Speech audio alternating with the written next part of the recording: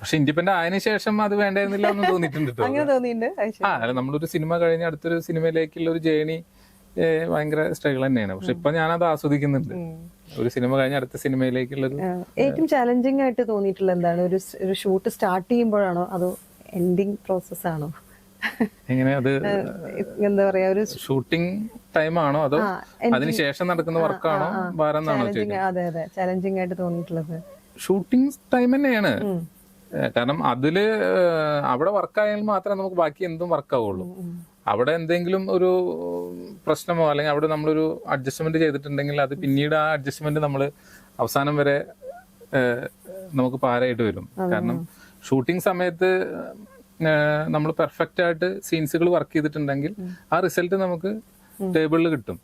അല്ലെങ്കിൽ എഡിറ്റിംഗ് ടേബിളിലാണെങ്കിലും ഡബിങ്ങിലാണെങ്കിലും എല്ലാറ്റിലും അതിന്റെ ഓരോ പ്രോസസ്സിലും അതിന്റെ ഒരു ക്വാളിറ്റി മെയിൻറ്റെയിൻ ചെയ്ത് പോകാൻ പറ്റും.